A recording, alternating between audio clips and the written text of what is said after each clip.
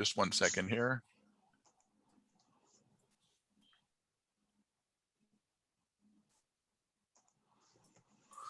Okay, I'm going to go ahead and call this meeting to order. This is the City of San Diego Commission on Police Practices Ad Hoc Transition Planning Committee meeting of Friday, July 23rd, 2022. And I'll do a roll call by looking at the screen. And I'm Doug Case, and I am the first vice chair of the commission and the chair of the committee. We have a committee member, Diana Dent, committee member, Joe Craver, ex officio committee member and chair of the commission, Brandon Hilpert. We have our interim executive director, Charmaine Mosley, who's going to be signing off soon to go to a different meeting. We have our executive assistant, Elena Conde, and she'll be here to take notes. And we have Kate Yevendetti, who is our liaison to San Diegans for Justice. And we invited and will continue to invite representatives from District 4. And we have both Chloe Triplett, who is the consultant to PSNLN, and Henry Foster, who is the chief of staff for District 4, Councilmember Monica Montgomery Stepp. So I think I got everybody. Did we receive any public comments, Charmaine? No public comment received. Okay, then we will go ahead and proceed to our agenda. And the first item is updates. Nothing new from the budgeting process. Staffing. For those of you that joined early, you heard the update from Charmaine, but we are hopefully coming to the finish line on hiring our complaints coordinator, who will also be working with budget and finance issues. So the interviews are done, and they have selected a candidate, but they have to do all of the paperwork before they offer the position. And so we're hoping to get that position filled before the end of the month. And that'll be a big burden off of Charmaine's shoulders. And then with regard to the community engagement coordinator, we were informed, or Charmaine was informed by, I forget whether it's human resources or personnel, but anyway, one of the two, that the job classification is actually deputy executive director or program coordinator. And we've been referring to it as the assistant executive director, because that was the title we were suggested. And nothing new with that, but we were looking at getting the assistance of a executive search firm, and Charmaine is looking to see where in the budget we could get the funds to do that. The implementation ordinance, I guess there are several things on that front, and maybe I'll just kind of combine them together. We have met, or will complete as of today, meeting with all of the members of the PSNLN committee. We've already met with Raul Campillo, Marnie von Wilpert, though that one got cut short because of some scheduling issues. And so we're going to continue that conversation in another week or so. And council member Monica Montgomery Stepp and Chloe and Henry joined us for that meeting. And then we have later on today a meeting with Stephen Whitburn. And at those meetings, we talked about the memo that we sent to them with our concerns regarding the first draft of the implementation ordinance. We also expressed concern about members dropping off of the commission. And our numbers as of the end of this month, as you know, will be down to 16 out of 23. And I'll talk about that more in just a second. We talked to them about the proposal from Mara Elliott regarding having an outside council draft the implementation ordinance instead of the city attorney, Joan Dawson, doing that. And I guess those were the three issues that we talked about.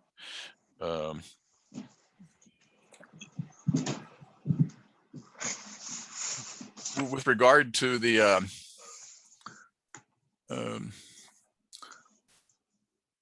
numbers on the commission, we talked about what the possibilities would be to get additional interim commissioners appointed if our numbers continued to drop. Politically, that would be challenging because it probably would require an ordinance, and there is a reluctance to hire or to appoint additional interim commissioners because there's a lot of people who don't want things to be interim. They want us to move toward permanence. And one of the things that Henry Foster suggested was that we look at lowering our quorum if we need to. And that's something we discussed in a previous meeting. And our outside counsel at that time, Chris Cameron, recommended against it. She didn't say we couldn't do it, but she recommended against it. Henry indicated that other boards and commissions in the city of San Diego that have had vacancies on their boards have addressed the issue by putting in their bylaws that a quorum is a majority of the seats filled. And so we've asked Chris to take another look at that and to see whether or not that might provide us some some relief if our numbers continue to drop. Brandon, anything I'm missing? No, I think that was it. But just adding, one of the other things we've shared with all the members of Public Safety Louisville Neighborhood is just the fact that obviously there are more complaints that are coming in just because people are more aware of police oversight. So we have fewer commissioners doing more work, and that's kind of creating the kind of an avalanche effect where you have people that are already overworked to begin with, and so they're frustrated. So we just want to make sure they're aware of kind of what the circumstances are. And I think they all agree that we don't want to have commissioners that are being overworked, but we have to find a solution to allow us to be able to continue to do oversight, because I think nobody wants the commission to essentially stop doing oversight because we don't have quorum. But now, Doug, I think you pretty much got everything that we were talking about. Okay. And I just got a text from Charmaine saying that Nancy is having car troubles and will try to join us when she can. In terms of office space, nothing new, but for the benefit of Chloe and Henry, I'm not sure that you're aware, but we looked at some office space where the Tourism Authority, is that the name? Yep. In the Symphony Building, 750 B Street, and it looks like that's a good possibility. So nothing really new on that front. Standing rules, at the recommendation of this committee, the Rules Committee met and proposed that we eliminate the minimum vote requirement of 10 votes in order to pass a motion, or 12 votes for those motions that require 2/3, and that'll be on the agenda for our open meeting this month. And again, that's based upon our dwindling numbers, because those numbers were based on an assumption that we would have an expectation of 18 members at any given meeting, and with 16 members, that would be an expectation we couldn't meet. Community outreach, Patrick had a commitment today, and so he won't be here, but I don't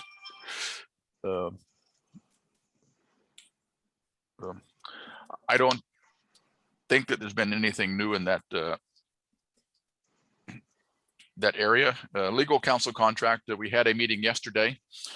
and got some clarity, and it's not necessarily good, but we got some clarity regarding the legal counsel contract. We were hoping we would be able to continue our contract without putting it out to bid, at least at this point in time, realizing that we may need to go out to bid sometime this fiscal year, because Chris's contract can't be extended beyond this year. But we learned in our meeting yesterday, and the meeting was with me, Brandon, Charmaine, Chloe, and Henry were there, but we had representatives, and I don't recall their names specifically, from finance, purchasing and contracts. Anybody else, Brandon? I think that was it.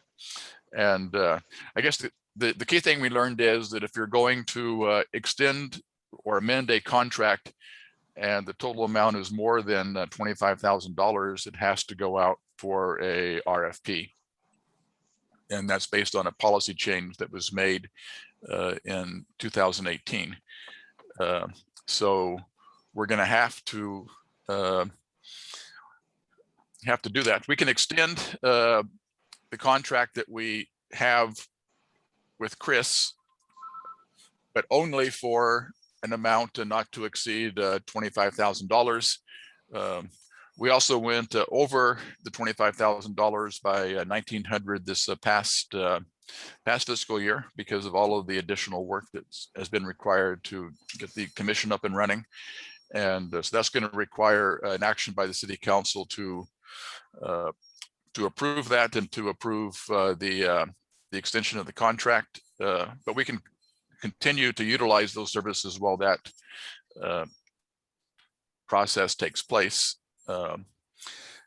And so what we've decided to do is to, well, the $25,000 won't go that far at the rate that we're utilizing legal services currently. So we've decided to try to limit the amount of work that we give to Chris, so that we don't end up with a situation where we are without legal services. And so that's why Chris is not here today.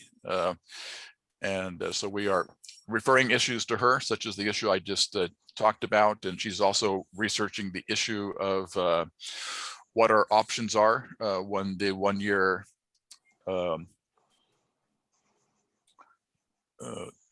limit is up.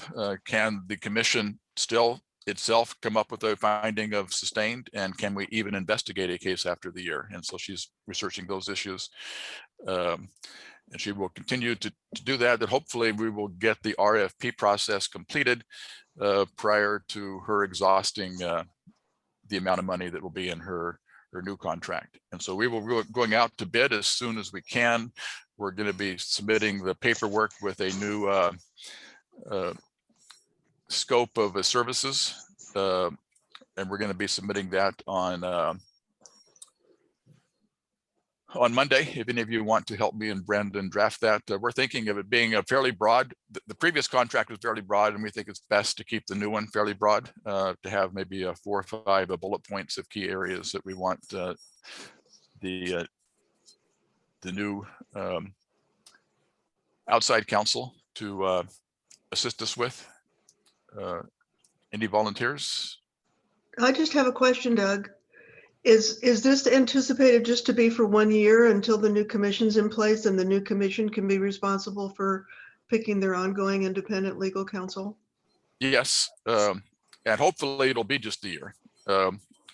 As you know, our plan is not to hire a general counsel, a staff attorney, until we have a permanent executive director and a permanent commission. Right. And, And that was my question. So I don't know if the RFP is just going to have a 1 year, or if it's going to have something that says until the new commission is in place, or how specific it has to be. Yeah, very good question. We talked about that after the meeting yesterday, and we're going to put in a preamble or an introduction that will explain that it'll be until we have the staff attorney. So it'll be a 1 year contract, because the contracts are 1 year. But it will be renewable, but it won't be renewed after the time when we get a staff attorney, if that makes sense. And if I can also jump, sorry, if I can jump in real quick too, the way that the contract's written now is and it's, by the way I would envision it will be in the future, is we can sever that tie with outside counsel at any time. So if we decided to hire the general counsel for CPP early, that we could still do that and not have to have outside counsel still on staff. That way it just gives us the flexibility to decide when we need to do what we need to do. If we decide to do it after 6 months or 9 months, we don't have to keep it for that full year contract. And I would imagine we'll continue to do that in the new contract. Yeah, I'm not even sure if we need necessarily to sever the contract. We just simply don't have to give them any more work because they work, on tasks that are assigned from us. That, as I was discussing yesterday with Charmaine and Brandon, that may be a blessing in disguise, because Chris's contract could not be extended beyond this year, because her initial contract was for no more than 5 years, and so we could have had a break in service. At least now we will be going out to bid, and if it is a period of longer than a year, we will have the ability to continue with outside counsel until we have the ability to hire a full-time staff attorney. And does anybody want? Do you know how long that process takes, the RFP and all of that? If Chris's contract expires in September, would there be a gap? I just don't know. How long does all that take? That was exactly my question. Yeah, and actually, well, if it's renewed, then her current contract goes. It's kind of awkward because the contract goes through September, but we have to amend it every year after the new budget goes into place on July 1. So we'll be renewing it for. I guess we need to decide the period of time. And we haven't really discussed. So you can renew it up to $25,000. Is that what you're saying? Right, and that's what we're going to do. Yeah, so right. we're going to do that. So you could do a month to month until you get somebody else in place. Exactly, and the answer to your question is, we asked on an expedited basis how quickly could it be done, and basically it was 3 months would be as quickly as it could be done, because they have to prepare the RFP. I think it has to be out for 30 days. And then there is a process, very strict process to review those with the selection committee and so forth, and they have to offer it and so forth. And so that is the situation there. Then with regard to, Joe, you're raising your hand. Oh, you're muted, Joe. Joe, you're muted. I think he's just saying he has to go. He gave us a heads up that he'd have to leave after 20 minutes. Okay, I thought you were raising a question. So, okay. Yeah, I'm sorry. No problem. Have a good weekend, everybody. Thanks. So we also discussed at our meeting with D4 the issue of the proposal to have a outside counsel draft the implementation ordinance, or take over the drafting of the implementation ordinance. We learned that we were kind of caught off guard, and we learned that D4 didn't have a heads up either. We asked the question of a couple of questions of who's going to pay for it, and who's going to be their client. And it was the understanding of D4 that just like the client, when Joan was doing it, was District 4, that they will continue to get direction from D4. That creates, if we were to have the same outside counsel, our outside counsel be the counsel that was drafting it, that could create some conflicts of interest. And so our recommendation is that it not be the same person who's our outside counsel who drafts the ordinance. And Councilmember Montgomery Stepp indicated that in terms of who's going to pay for it, that they seem to agree with us that the city attorney's office should pay for it, and that they indicated that the mayor's office can allocate money without council approval for up to $250,000. Is that correct? And if I'm misstating that, Henry, please chime in, or Chloe. Anyway, so they said the mayor, if that's the route they want to go, the mayor can come up with the money for that to be accomplished. So that's what we found out about that. So it's kind of still in limbo. Do you have a question, Kate, or?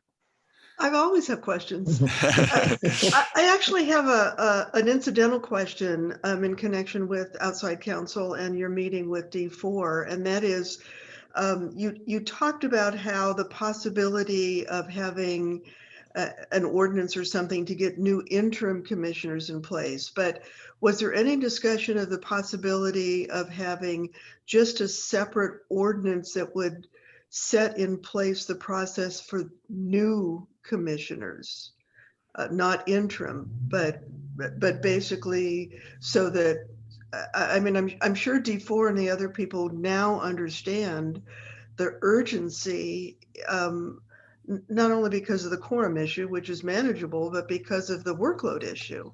And so I was wondering, Chris had raised that as a possibility, not just for interim, but to pull out that section of the voters ordinance and the draft ordinance and just try to set in place something with the community panel and all of that would start getting the new commissioners in place, because that's what's holding up basically everything. So that was just a question I was raised. Was there I know that Councilmember Montgomery Steppe had previously said no, she didn't want to do that, but I didn't know if there was any reconsideration of that issue, that possibility. We didn't ask the question, but in one of the comments she made, it indicated that it was still her intent to have the implementation ordinance be all in one part and go through go through the meeting and confer process all as one. Okay, so then I have another question. So is there any discussion or timeline about getting this outside counsel and, really getting this ordinance worked on? And thank you, Kate.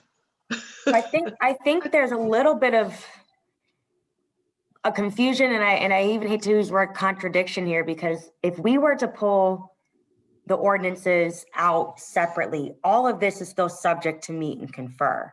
So you're going to still have to go through numerous processes where that would, in my mind, take a lot longer than what we're doing now, number one.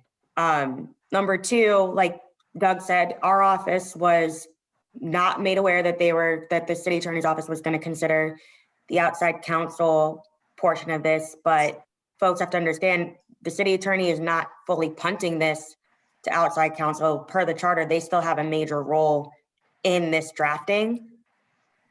The timeline, unfortunately, is still a little bit unknown to us now, because now they have to go through their own process. I think, Chief, correct me if I'm wrong, but getting a contract in place and finding this outside counsel and coming up with that whole process as well. So this is going to take a little bit of time. If this is the way that folks want to go, which is kind of, what the city attorney was saying, I think everybody, I hate to say this, but we all have to remember that this is all unfounded for everybody. So we're still kind of learning and figuring out what that timeline is going to look like now as well. I don't have a date. We were aiming to try to bring this back originally at our September meeting, which is September 22nd. That is still now questionable, because I don't know how long it's going to take for the city attorney to have somebody in place to do this work, and then to do their own review, bring it back. We still have to work with Joan and the city attorney's office, and they have to do their internal review. So it's still going to take some time. And if this is the route that folks, are kind of in agreement, let's get somebody else to look at this too. I think that the patience definitely has to be there, because we don't know either. But just know, as soon as it's ready, we will get it docketed and get it to committee. I just don't know when that's going to be. And we need to have some follow-up meetings and conversations with the city attorney to get an idea as to when this is going to finally happen. Thank you, Chloe. I still have some questions. Go for it. I've got about 4 minutes. I have another at 12:30, so I definitely want to be able to hear. I'll talk fast. One is, I don't believe that if there's just an ordinance that only deals with the new commissioners, that it's subject to a meet and confer, because it has nothing to do with terms of employment of the unionized employees. But my other question is, so what you're saying is it's the city attorney that's going to be responsible for finding outside counsel, not D4, not the city council? Because our hope was that it would be a city council process, not the city attorney. So I just want to be clear about that. So it's back in the lap of the city attorney to find their replacement. And then once the ordinance is drafted, then the city attorney would again review it for legality as far as the city goes. Is that accurate? So I hear Henry is going to chime in. To answer your first question around the meet and confer, I know you're a lawyer, Kate. I am not, but I will say I think there has to be an understanding that the commissioners are, while they're not compensated, they are still under the umbrella of the city of San Diego. While this is an independent commission, it's independent of the police department and independent of the mayor. But when there's, PD, they are city employees. So when there's going to be interactions between the commission and city employees, I believe that still is part of the meet and confer process. Again, I would have to double check, but every conversation that we've had months ago around this was that this would also be subject to meet and confer. And I'm going to let Henry answer the question around the city attorney, because per the charter, the city attorney cannot just pass this whole thing out to outside counsel. They still have to be involved in drafting our ordinances. Correct. This is Henry. Just to further clarify, just the process in bringing outside counsel on board, the city attorney is involved with that process as well. So currently there are conversations taking place between the city attorney's office and purchasing and contracting to determine what the best path moving forward. Just to reiterate in the memo, a big reason why that this is happening on their end is capacity issues and the complexities of a few things that we have in the city attorney's office. The department that's dealing with the item,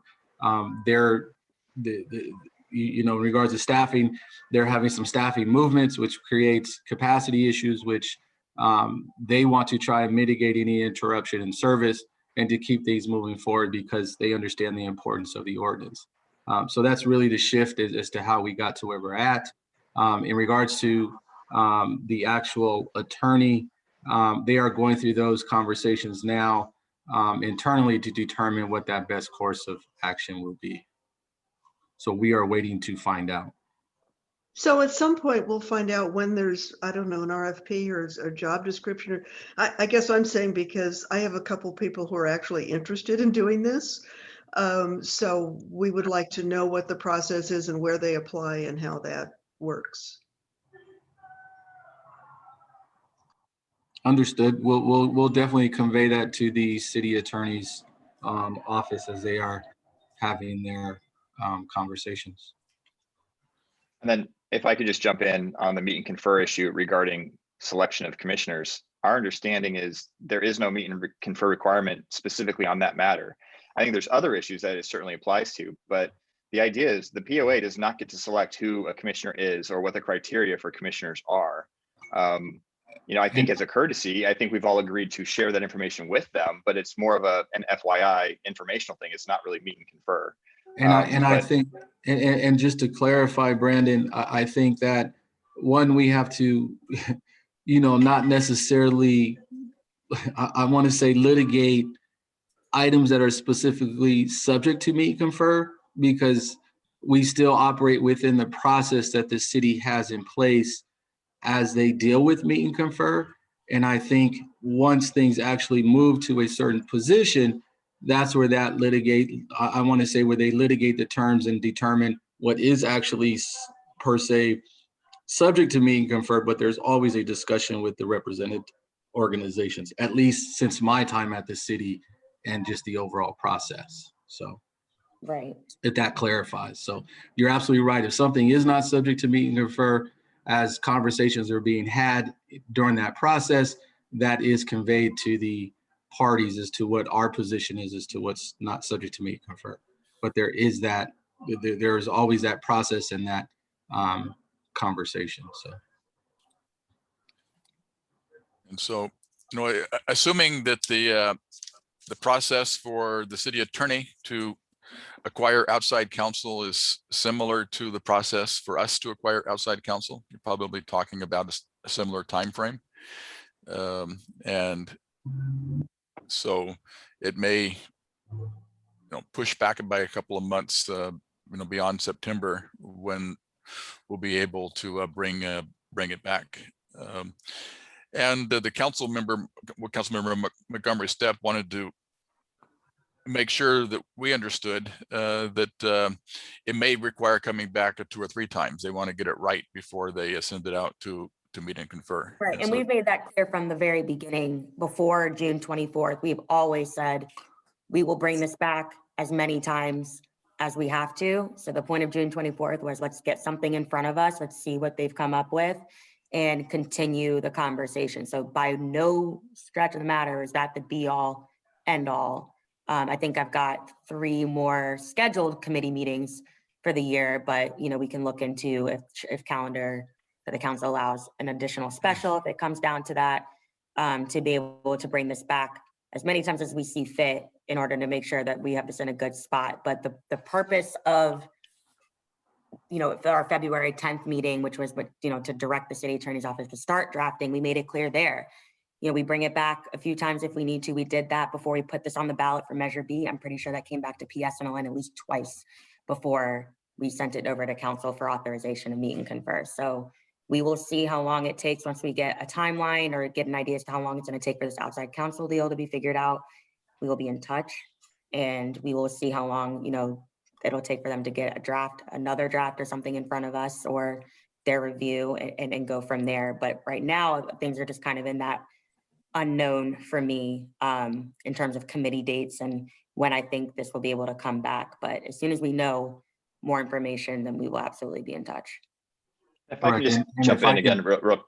Sorry, go ahead, Henry. Sorry. I just wanted to clarify that as we have the conversations at committee, the action would be to send it to city council to authorize, meet, confer. So once it goes to city council, then of course you also have the balance of the council members that have an opportunity to weigh in. So I believe even when we did the ballot measure, that I believe it came back to council twice, I think. So there's still there's still conversations that are being had as we get it ready to actually go to meet and confer. So. And for one more piece of clarification, when you see on the staff report where it says proposed actions, in that section, the proposed action is always what is the be all end all goal. So the be all end all goal committee is to send it to the city council to consider authorization for meet and confer. But that does not mean that's what we are planning to do necessarily at that meeting. So whenever this comes back to PSNLN, that action will still be the same, the proposed action, but we will know whether or not we think it needs to come back to committee or whether or not we can send it, depending on what is in the draft at that point. But that's why I want people to understand that's, again, the proposed action is what the be all end all goal is for committee, but that doesn't mean that that's what it has to be. So, with this one, we said, we're going to return it to PSNLN with the following changes. And again, if we need to do that, in whatever month we bring this ordinance back, we're happy to do that as well. Yeah, thanks, Chloe, for that clarification, because that's exactly what I was going to raise. Is I think the problem is, although verbally it was said we're going to take this back as many times as we needed, once it went out to the public, it came out with there's an action item that we're going to send this to city council, and that's why everyone was like, whoa, this is the first time we're seeing this. And I think that's why we had 2 hours of public comments that were so strict and so critical, is because the action item to most people was you're going to send this to city council right after this meeting, and that's why everyone freaked out. So I understand what you're saying and why you do that, but I think the average citizen doesn't know that, and I think we probably need to clarify that. That's an issue across the board. That's a council issue. That's a committee issue. That is a city of San Diego for sure. And I agree with you. Sometimes I wish I was a lawyer, because I don't understand how some of this stuff works and why things are done a certain way, but that's, unfortunately, that's a question that we can talk with Joan about, but that's city council process. And one of the goals of our office is to make sure that there's community education around council meetings, committee meetings, and how things work. Because I 100% agreed with you. And, unfortunately, just with timelines and turnarounds, we didn't have full-on opportunity, but that's why I'm very careful in the council members' comments to make sure that we relay that, and I don't expect people to remember because February is so long ago, between February and June, but that was the whole point. And unfortunately, just with city process and, things don't always make sense. But that's what we have to do per staff reports. And when I do that stuff, it all still has to go through the city attorney's office for approval. So when even if I try to, reword that, they're not going to let me, which is ridiculous. But I hear you. I understand it's something that we've been trying to figure out. And like I said, there's definitely going to be some community education pieces between now and whenever we get the draft back. So the right information is going out. And then I know you guys hear a lot of it too, and we've heard it. I think that the action item that was listed, I think just contributed to the community's mistrust. And so I understand there's legal things we need to do, but I think if we were to do this again and we do the exact same thing, I think we're doing a disservice for PSLN, for the commission, for the community in general. And that's like, I want to make sure we don't do that again. Yeah. And again, if I can find a way, unfortunately, there's only so much that our office can do, which is why, again, I want to make sure that we put education out there. It might not fully help, but I still have to operate within the parameters of council rules and council policies. I wish I could, trust me, my job would be a lot easier if I didn't have to.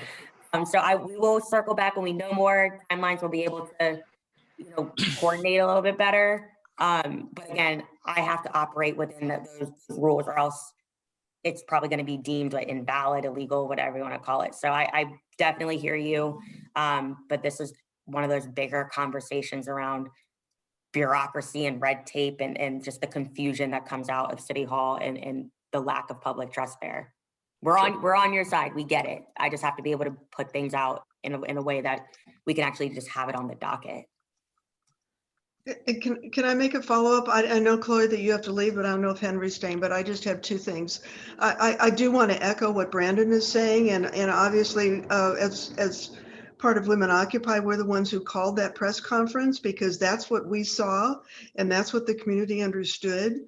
And so if there's some way that your office could communicate to some of the community groups involved in this ahead of time so that we don't have the same reaction from the community when they see that, it would be very helpful to us. And secondly, on the independent counsel thing, I think D4 knows how appreciative the community is that there is finally this opportunity to have independent legal counsel, which we've been asking for and was part of Measure B.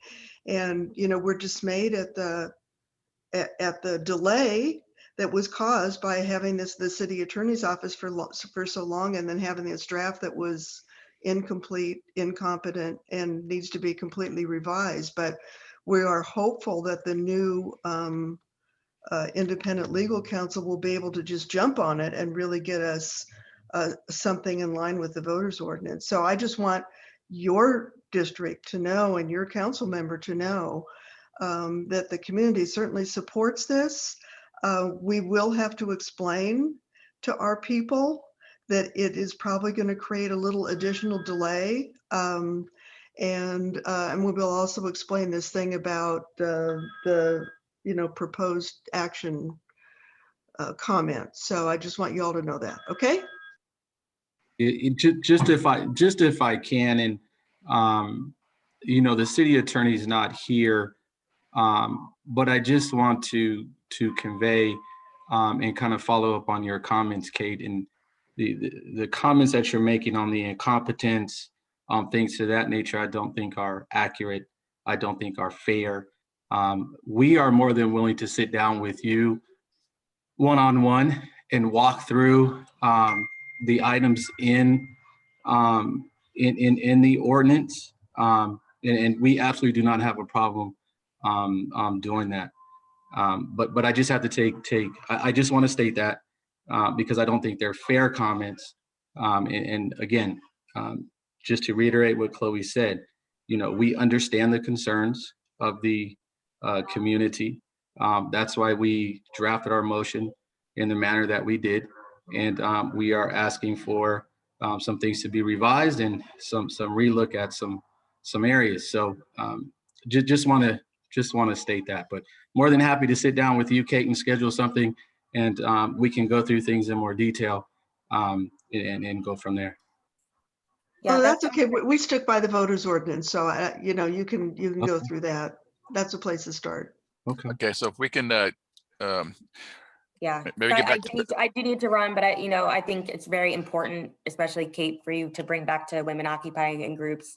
This is definitely the first time the city has taken up the creation of a commission in this manner, by going through and, the measure first and then the creation of the commission, through, an ordinance. So it's a learning process for every single department in the council members. We're all working through trying to figure out the best way to go about a lot of this. So, please note that, again, we're always happy to meet with folks. We're always happy to provide community education. We do remain in touch with folks. I do think that there's a little bit of, again, patience and understanding that, D4, we're working through it as well. So in terms of like the proposed action and all of that, it's so unfortunate that it's a city process, but we will find ways to make sure that that is conveyed to folks long before the meeting. Again, I don't have a date, I have no timeline, but we will make sure that that is understood by folks. And that's how it is for every council system. It's definitely not unique to the CPP. I think there's just a lot of misunderstanding in general around proposed actions and whether or not things come back. And I 100% agree, there's definitely got to be a better way to do it. But that's what it is for now. So we will definitely try to make sure that folks are aware. And maybe that's another thing that we can tackle with the city attorney's office for all council policy and all council actions and committee actions, because it's what it is across the board, unfortunately. But I appreciate everybody letting Henry and I sit in here. Hopefully we were able to provide a little bit more context. And again, always happy to sit down with folks and provide detail and go through the ordinance and why things are drafted. Certainly. so Chloe, thank you very much for attending. One thing that came out of our meeting with D4 was the need to have better communication, and we agreed to invite them to these meetings, and it's been extraordinarily helpful to have you here today, and hopefully you will continue to join us on early Friday afternoons as we work our way through this. It's very helpful to have you at the table as we're discussing these things so we can get that perspective. Thank you, Doug. Hope everyone have a great weekend. Thank you. So moving on to the next item of business, which was the implementation ordinance. Patrick was going to come back with a proposal. He had a homework assignment to revise the proposed paragraph with regard to what we think should be included in the composition of the commission with regard to police beats or divisions, and making sure that those areas where there is over policing are appropriately represented on the board. As I mentioned, he had a conflict today, so he wasn't able to turn in his homework assignment on time. My suggestion, as I indicated last week, is that we ought to keep it as general as possible. We don't want to put too many details on it. I think we want to make sure that the commission is reflective of those areas, but we don't want to put too many details into the ordinance itself. And as we expressed in our meetings with all of the council members, we don't want to have everybody tied to a specific geographical area, but we also want to make sure that there's adequate representation from all council districts and from the areas of the city where there is a particular concern about policing. So we will trail that till next time. We did have conversations with all the council members regarding two issues in our memo, in addition to the concern about the rigidity of the geographical designations in the first draft of the ordinance. We discussed with the council member Monica Montgomery Stepp the selection process, and she is concerned about writing into the ordinance a process that involves community groups, which is what the initial process was, or to have a committee of the commission, basically a recruitment and selection committee of the commission that would select the the commissioners for ratification by the city council. She thinks that would be an extra layer of bureaucracy, for lack of a better word, that could make it more difficult to keep the board full. But you did recognize that the commission could play a key role in those processes. And so we kind of need to find a way to come up with a proposal that works for all concerned. I don't know if Henry wants to weigh in on that or not. Other than that the council member wasn't sure that the proposal being put forth by San Diegans for Justice was workable. I think there's, I think what you heard at committee, there are nuances in going down that route. I do believe or recall that in our meeting, the council member did convey those concerns, which I think you indicated here, Doug. And so I think that's why, and some of the things we talked about in the latter part of the meeting is, ensuring that we are actually inclusive. If you look at what's currently in the draft, there's language in there that says the public can nominate and bring someone forward, versus what we talked about, where you end up with a select board, which is, happens all throughout the city, where there's still opportunity for individuals to exclude people based on different matters. So that's a point of concern, to where we didn't want to feel like if an organization didn't make the board, that they feel left out.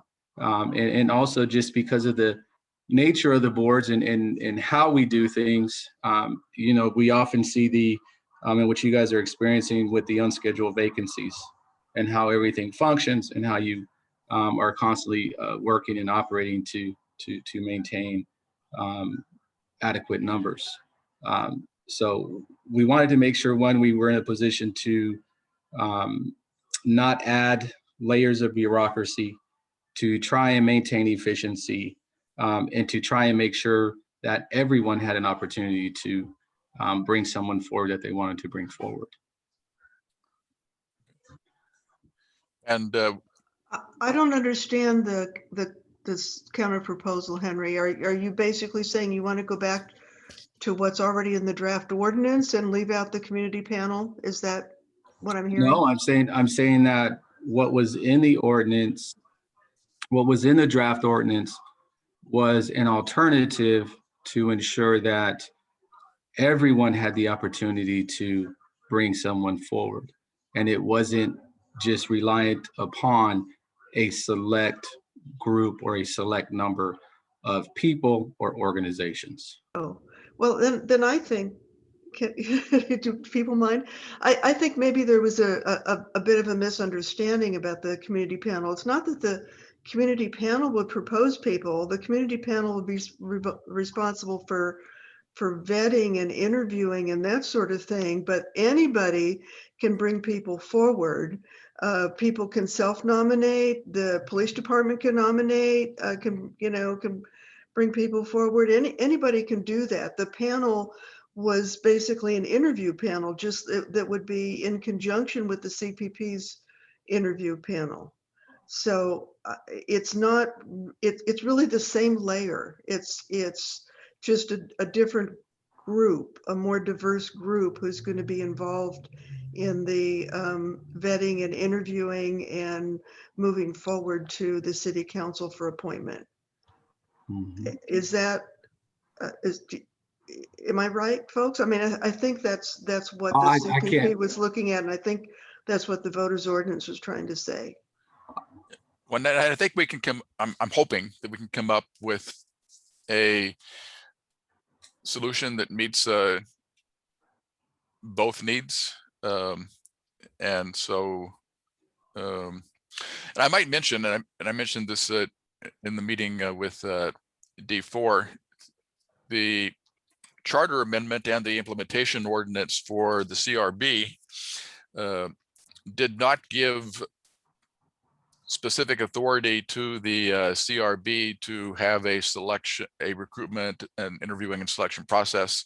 That was something that the CRB came up with on its own, and it worked out very efficiently. And the mayor's office, with one exception, respected that. And so we put forward names, and occasionally the mayor would reject a name that we put forward, but the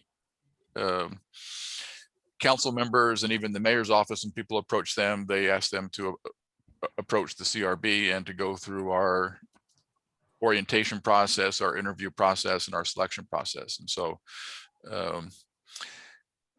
I guess the point being, it doesn't necessarily have to be written into the ordinance for that process to move forward, and it's a process that we actually have used successfully. And so we're not going to solve this issue today, but I did want to put it out there that it's an issue that we need to continue discussion on. And there also was some concern, and we didn't get a chance to fully flesh this out, and so I don't want to get too much into detail to this day, but there also was some concerns regarding the selection process for the executive director and what that process should be. And so it's an issue that we need to continue to discuss. Correct. And just if I can clarify, I believe in our meeting, Doug, I indicated that there's nothing that I know of from the conversations that we have had in the current draft that precludes the commission from doing an ad hoc committee or a standing committee in how they want to bring about recommendations for folks, regardless if it's for the commission itself or the executive director. So, just as we were having the interim director item at committee, you were there on behalf of the commission to provide your recommendation for Ms. Charmaine. And there's nothing that's written in there as of now that precludes any type of recommendation of that nature. So that is still there. Okay. And but I still have some issues and concerns regarding that. Then we can, like I said, we can flesh those out later. I guess the primary concern is we don't want to go through a national search process without it clear that the search process will be the process that results in the nominee for the city council to appoint. And so we can work on that. Again, just like the selection of the commissioners, I think that we can come up with wording in the ordinance that meets the needs of everyone. And again, that's why I think it's important to have representatives from D4 here, so that on those issues where we have concerns, that we can talk with them directly. And in addition, there's a lot of issues with regard to a city bureaucracy that and sometimes there are obstacles that representatives from D4 can make us aware of. We're learning every day things that we didn't know about. We didn't know you had to create a department before you could have a budget. We didn't know you had to go through the Civil Service Commission and create an ordinance to have an exempt position. We didn't know about the limitations on extension of contracts. And so a lot of things were kind of being told as we move forward. We're all volunteers. And even, Charmaine, this is all new to her. And so sometimes we don't know. I think Brandon was saying yesterday, we don't know what we don't know. And so sometimes we find out as we work our way through the process. And so it's kind of new for everybody to be creating this. And so it requires some patience. And I appreciate that, because there are a lot of nuances. So, the municipal code is a very large, I'm gonna call it a book of regulations, and just how everything fits between the charter, the municipal code, state law, federal law, it gets very nuanced. And so it is a task, it is an effort, and hopefully we can try our best to bridge that gap on what we know and based on my experience at the city. So always. Okay. I have a question. I don't quite understand. Is it understood that in fact the executive director can be chosen by the commissioners and doesn't have to be chosen? Because I think there was some misunderstanding. Chris told us that that's what the Ethics Commission does, and that it's possible to be done that way. But I was told that that wasn't necessarily the understanding of other people. If you look at the charter section for the Ethics Commission, the charter, I believe, provides authority for the Ethics Commission to appoint, where the way the charter was done for the commission, the authority to appoint is with the council. Well, we understand the difference between appointment and sort of interviewing and vetting and nominating and moving forward for an appointment. I guess that's what we were hoping the commission would be able to do, not to do the ultimate appointment, obviously, as commissioners, but move it forward to the city council for appointment.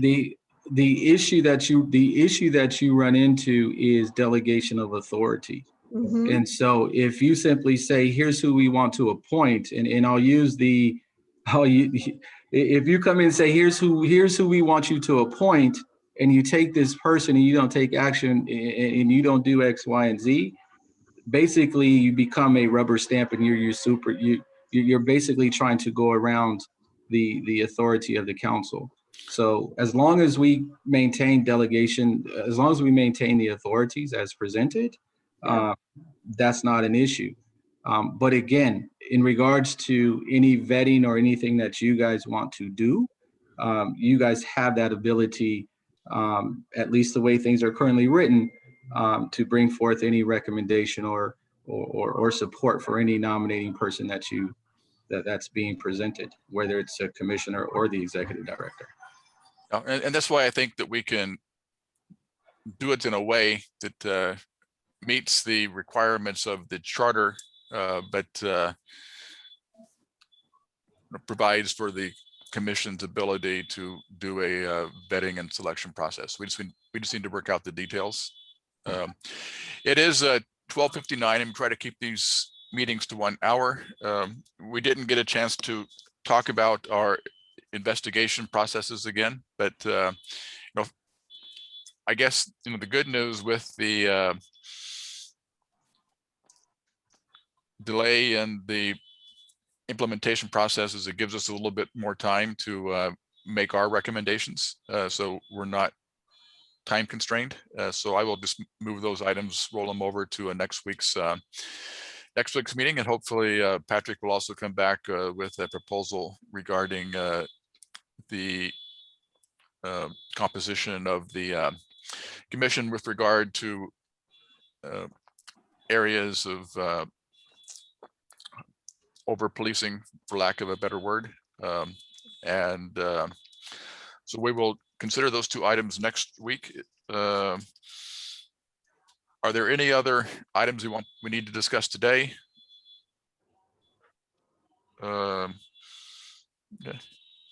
If not, Kate, I think I saw you moving your mouth, but I think you're on mute or we're on mute. I did. I tried to unmute and I just cut off everything. I just wanted to thank Chloe and Henry for being here. It's been very enlightening to me. And as a community rep on this committee, I can now get this information out, because as people know, as I probably say every week, and so does Patrick and others, the community just doesn't feel that we know what's going on. And so now I have, hopefully I can explain it in a way that people, can understand that everybody really is working on this, and then we're kind of mired in a city bureaucracy is sort of the bottom line is what I see. But I really want to thank you, Henry, and thank you again, Chloe, for being here. okay. And I forgot to recognize her when she came on, but Nancy did join us. And so if you could put that in the meeting notes, Elena. And there were some significant updates that you missed, Nancy. And so I'll give you a call maybe today and fill you in on the items that you missed. Thank you. I was thinking I probably would go to the YouTube recording. We can do that too. For this one, because missed out on so much, and I apologize to everybody for that. So, okay, and so, our last item is looking at the items for next week's agenda, but those will basically be the items that we didn't get to today. And so with that, I think that we will adjourn for today, and we'll see everybody next week, same time, same place. All right. Have a great weekend. Thanks, everyone. Thank Have you. a good weekend, everybody. Bye-bye.